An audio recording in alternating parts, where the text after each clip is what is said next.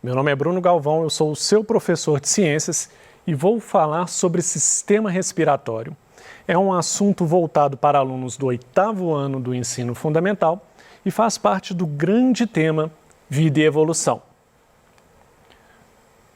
Bom, o objetivo básico desta aula é permitir que o aluno possa reconhecer as estruturas do sistema respiratório, ao mesmo tempo que ele possa entender o processo de respiração humana e, com isso, também compreender o processo de hematose. Quando eu penso em sistema respiratório, na biologia, normalmente, esse assunto é voltado para o sistema respiratório humano, então, que isso fique bem claro. Qual seria a função do sistema respiratório? A função geral do sistema respiratório é permitir que o seu corpo absorva oxigênio. Então, vai ser através do sistema respiratório que você vai obter o oxigênio que você necessita. E liberar o gás carbônico no ambiente. Então, o oxigênio que a gente inspira, quando eu inspiro, eu estou colocando o oxigênio dentro dos meus pulmões e quando eu expiro, solto o ar, eu estou liberando o gás carbônico, que é um produto final de várias reações químicas que ocorrem dentro do nosso organismo. Quais são os componentes do sistema respiratório? Bom, nós temos as fossas nasais, faringe, laringe, traqueia, brônquios, bronquíolos e alvéolos. Vamos ver isso numa figura aqui, só para você ter uma noção da localização desses órgãos. Então, temos aqui, na região da cabeça ali, no nosso nariz, dentro do nosso nariz, essas duas aberturas são as fossas nasais.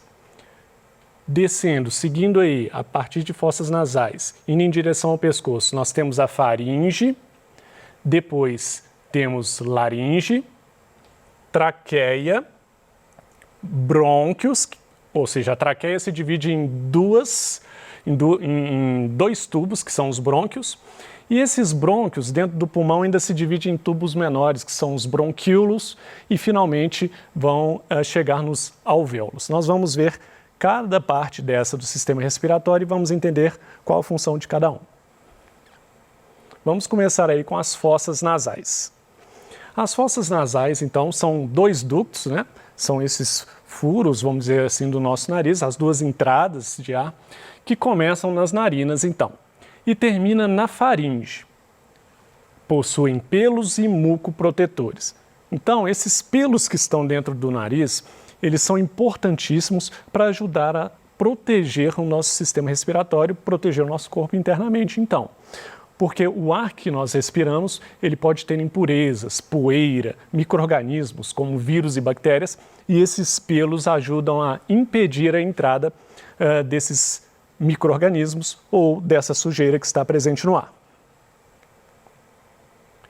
Saindo da fossa nasal, então, o ar vai passar pela faringe. A faringe, lembrando que a faringe é um órgão que faz parte tanto do sistema respiratório quanto do sistema digestório. A faringe, então, vem logo após as fossas nasais e ela vai estar ligada à laringe. A laringe é um tubo com reforços cartilaginosos, localizados na região do pescoço. Então, nós temos aqui, ó, as fossas nasais, a faringe está aqui atrás e a laringe já começa aqui na região do pescoço e o ar vai seguindo esse caminho. Bom, na laringe a gente pode perceber a epiglote. Epiglote, principalmente nos homens, é mais destacado, essa região aqui do pescoço que fica muito mais nítido nos homens, que tem aqui uma projeção para fora, é a região onde fica a epiglote, que nada mais é do que um prolongamento da laringe que vai em direção à faringe e evita que o alimento entre no sistema respiratório. Nós temos que pensar o seguinte, nós temos a boca, que inclusive muitas vezes a gente respira pela boca, o que não é correto, mas a boca é para ingerir alimentos. E logo aqui acima nós temos as fossas nasais, elas vão ter um encontro aqui nessa descida. A faringe pertence aos dois sistemas, digestório e respiratório. Agora, imagina se não tivesse algo que nos protegesse da comida entrar no pulmão. Você ia engasgar, você ia ter vários problemas. E imagina também se o ar entrasse diretamente no seu estômago. Isso acontece às vezes, a gente tem gases, etc., que faz muito mal, que não é legal. Então nós temos a epiglote na laringe, que vai ser um prolongamento dessa laringe, que vai evitar que a comida desça em direção aos seus pulmões. Bom, além da epiglote, nós temos nessa região da laringe, aqui também próxima à epiglote, nós temos as cordas vocais. Eu consigo falar com você, aluno, agora, porque eu tenho cordas vocais que são capazes de abrir e fechar e vibrar, e elas conseguem controlar a entrada e a saída de ar, principalmente, e consegue fazer uma vibração que vai gerar esse som que é da minha voz. E isso é graças às pregas vocais ou às cordas vocais. Então, que está presente também na laringe, assim como a epiglote. Bom, logo quando sai da laringe, quando entra aqui na nossa caixa torácica, então quando a gente pensa em caixa torácica, a gente pensa nessa região toda aqui, né? E o pulmão vai estar lá dentro. Aí a gente está entrando nas vias aéreas inferiores. Até agora nós estávamos falando de fossa nasal, faringe, laringe, nós estávamos falando do aparelho respiratório superior. Agora nós estamos falando da traqueia já. A traqueia ela já pertence a essa região aqui da nossa caixa torácica. E a traqueia é um tubo com paredes reforçadas com anéis cartilaginosos. Esse reforço de anéis cartilaginosos é para impedir que a traqueia se feche. Então, são anéis bem fortes, vai manter essa traqueia aberta para passagem de ar, e essa traqueia, quando chegar no fim da traqueia, ela vai se ramificar. Então está vindo um tubo, a traqueia, de repente ela se divide em dois. Ela se divide em dois tubos, que vão ser menos calibrosos, ou seja, mais finos do que a traqueia, que nós vamos chamar então de brônquios. Bom, então nós estamos acompanhando por onde esse ar vai passar dentro do nosso corpo. Entrou na fossa nasal, passou pela faringe, foi para a laringe, entrou na traqueia, a traqueia se dividiu em dois, que são chamados os brônquios, e esses brônquios já penetram cada um em um pulmão. Nós temos um pulmão direito, um esquerdo, e esses brônquios, então, um vai entrar no pulmão direito e outro no pulmão esquerdo. Bom, esses brônquios, quando eles entram para dentro do pulmão, eles começam a se ramificar mais ainda, como se fosse um galho de uma árvore. Pensa num tronco de árvore, aí começa a vir galhos cada vez mais finos, até chegar nas pontinhas da árvore. Os brônquios vão fazer isso, os brônquios vão se ramificar, formar ductos menores, que vão ser os bronquíolos, que vão se ramificando cada vez mais até ficar bem pequenininho. Um conjunto desses bronquíolos, que seriam as ramificações desses brônquios, ficando cada vez menores, a gente chama de árvore brônquica. Você vê que tem até uma relação com a ideia de árvore que eu falei, por isso o nome. Ok, então quando nós falamos então que esse ar passou por todos esses tubos, esse ar chegou nos brônquios, depois nos bronquíolos, que são várias ramificações, finalmente o ar vai chegar naquela região que realmente faz a troca gasosa. O que é isso? É aquela região que realmente vai absorver o oxigênio para dentro da sua circulação sanguínea, e é aquela região também que vai devolver o gás carbônico para ele voltar e você jogar fora aqui na hora que você expirar, jogar o ar para fora. Essa região que faz essa troca gasosa é a região dos alvéolos.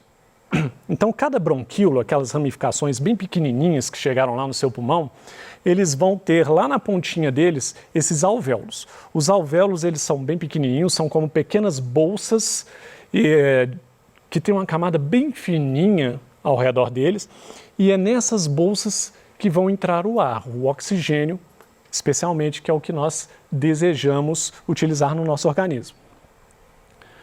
Essas bolsinhas, então, chamadas de alvéolos ou alvéolos pulmonares, vão fazer a troca gasosa, vão fazer um processo chamado hematose, que nós vamos ver daqui a pouquinho. Bom, essas trocas gasosas, basicamente, elas vão ocorrer levando oxigênio para o sangue e tirando gás carbônico. Sabendo que o ar é composto principalmente por nitrogênio, aí você pode se perguntar, mas o que vai acontecer com o nitrogênio? Nada, o nitrogênio entrou, vai chegar lá nos alvéolos, vai voltar e vai sair do jeito que entrou. Nós não absorvemos nitrogênio na respiração, ok? Nós vamos absorver apenas o oxigênio. Vamos falar então dos pulmões. O que são os pulmões?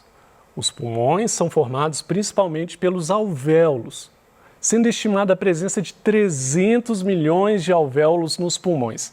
É uma quantidade absurda, né? Então nós tínhamos lá várias ramificações dos brônquios, que eram os bronquíolos, e no finalzinho desses bronquíolos ainda você tem uma quantidade enorme de alvéolos, e esses alvéolos é que realmente são a maior parte da constituição dos pulmões. Então os pulmões, eles têm em seu interior brônquios e bronquíolos, mas o pulmão basicamente é formado em maior parte pelos alvéolos, que são essas estruturas pequenas que realmente fazem as trocas gasosas. Esses pulmões, eles são revestidos por uma fina camada chamada de pleura, e essa pleura então vai manter uma certa firmeza desses pulmões. Nos alvéolos, então, vai ocorrer essas trocas gasosas que nós falamos, e nós damos um nome para essas trocas gasosas de hematose. A hematose, então, nós vamos ver agora como que ela ocorre. Vamos observar o que seria a hematose nesta figura aqui. Bom, a hematose, então, vai ser esse processo em que o gás oxigênio vai se difundir, ou seja, vai passar para os capilares sanguíneos e vai penetrar nas hemácias. A hemácia que eu representei com essa bolinha vermelha, com o centro mais claro. A hemácia é uma célula, mas ela é uma célula que não tem núcleo. Isso é muito interessante para essa célula, porque é uma célula que vai carregar oxigênio. Uma célula que tem que transportar algo, é interessante que ela tenha muito espaço interno. Para que uma célula dessa vai ter núcleo ocupando aquele espaço todo? Não, é uma célula anucleada, ou seja, sem núcleo, super eficiente em transportar oxigênio, gás carbônico, entre outras substâncias. Bom, vamos olhar aqui novamente. Eu representei de azul aqui o que seria um alvéolo. É só uma representação esquemática, na verdade o alvéolo ele tem células ao redor dele, é bem fininho. Esse alvéolo, então, é o que contém um oxigênio. Lembra que a troca gasosa ocorre no alvéolo. Então esse oxigênio dentro do alvéolo, ele vai passar essa barreira aqui dos capilares sanguíneos, esse oxigênio vai atravessar essa barreira e vai entrar para dentro das hemácias. É um processo que ocorre de forma química, ou seja, existe uma atração química do oxigênio com alguns compostos que existem dentro da hemácia, e esse oxigênio então vai entrar dentro dessa hemácia e vai conseguir então a hemácia, que é nada mais do que as células vermelhas e é o que faz o nosso sangue ser vermelho, essa hemácia vai levar o oxigênio para todas as células do nosso corpo. Está aí uma função importantíssima do sangue, carregar oxigênio para todas as células do corpo. Bom, nós falamos aí então de alguns componentes que fazem parte do sistema respiratório. E são os componentes por onde o ar passa, em especial por onde o oxigênio passa. Mas existem ainda músculos que estão associados ao sistema respiratório. Nós temos os músculos intercostais e o diafragma. Estes músculos, eles se contraem, o que vai provocar a inspiração. Isso eu gostaria de mostrar aqui para vocês com um exemplo aqui muito pequeno aqui, muito simples. Vou pegar rapidamente aqui uma bolinha. Bom, essa bolinha, ela tem aqui Eu tirei o pino dela, então está vazando ar. Então imagina que essa bolinha é o pulmão e que os meus dedos são as costelas, assim como eu tenho as costelas aqui na frente. Então os meus dedos são as costelas e nós temos músculos intercostais, entre as costelas. O nosso pulmão, quando estamos com esses músculos relaxados, ele fica assim, ó, com pouco espaço lá dentro para entrar ar. Quando eu movimento esse músculo, quando esse músculo se contrai, a contração dele faz ele abrir. E aí olha o que acontece, o ar entra. Então os músculos intercostais, quando eles se contraem, eles permitem a abertura da caixa torácica e faz o ar entrar. Olha aqui novamente, o ar entrou. E nós temos também o diafragma. O diafragma, diferente dos músculos intercostais, ele não fica aqui nas costelas, ele fica abaixo dos pulmões. Vamos colocar aqui, ó, vai ser minha mão empurrando aqui, ó. Quando eu estou empurrando, eu estou impedindo que entre mais ar dentro desse pulmão. Quando esse diafragma ele se contrair, a contração dele faz ele descer. Quando ele desce, olha lá, o ar entrou de novo. O ar entra naturalmente. O ar ele tende a ocupar um espaço onde não tem ar. Se você tiver um espaço vazio, sem ar nenhum, sem nada ocupando ali, e você abrir o espaço ali para o ar entrar, ele vai entrar naturalmente. Então, o processo de respiração acontece através desses músculos, os músculos intercostais e o diafragma, que são músculos importantíssimos para que ocorra a nossa respiração, os movimentos respiratórios. Então, a ideia básica é essa. Tanto os músculos intercostais quanto o diafragma, quando eles se contraem, eles abrem espaço na caixa torácica, para baixo também, e aí o ar entra, enche os seus pulmões. Quando eles relaxam, quando eles param de fazer força, aí a sua caixa torácica fecha de novo, o seu diafragma sobe, e aí você joga o ar para fora, você expira. Bom, essa é a ideia geral do sistema respiratório e espero que tenha dado para entender como o ar circula dentro desse sistema, nesses tubos e como os músculos estão relacionados com isso. Vamos ver alguns pontos principais dessa aula. Nós vimos os componentes do sistema respiratório: fossas nasais, faringe, laringe, traqueia, brônquios, bronquíolos, alvéolos. Nós vimos a proteção por pelos. Nós falamos que os pelos do nariz ajudam a evitar a entrada de vírus, bactérias e sujeira. Eu vou dar um destaque aqui nos pontos principais para muco e cílios. Nosso nariz, além dele ter os pelos, a gente vê secreção, né? Ah, o pessoal fala assim, meleca, nossa, que nojento. Não, mas aquilo ali é importantíssimo para você. A gente chama de muco. Esse muco, ele também leva micro-organismos, ele também leva sujeira para fora do seu corpo.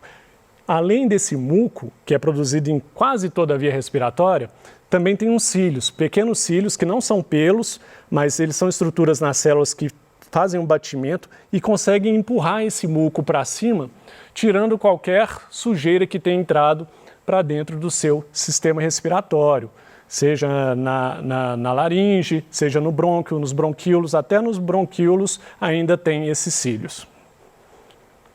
Nós falamos então da troca gasosa que ocorre nos alvéolos, é nos alvéolos que ocorre a absorção de oxigênio. Nós falamos dos músculos associados, os intercostais e o diafragma, que movimentam o nosso pulmão e permite a nossa respiração. E essa é a ideia geral sobre o assunto. Vamos só ver dois exercícios aqui rapidinho. O que é hematose? O que nós falamos que é hematose agora mesmo? Hematose é aquele processo em que o oxigênio sai dos alvéolos e passa para dentro dos capilares sanguíneos e entra na hemácia. A hematose basicamente é essa a ideia, ok? E finalmente, quais são os músculos envolvidos na respiração e como funcionam? Eu dei bastante destaque nessa parte, né? Bom, os músculos ao se contraírem, os músculos intercostais e diafragma, ao se contraírem, eles abrem a caixa torácica e permitem a entrada de ar. Ao relaxarem, eles fecham a caixa torácica, isso comprime, faz pressão nos pulmões e faz a gente expirar, tirar o ar do organismo. Essas são as ideias principais de hoje. Eu agradeço a você e desejo bons estudos.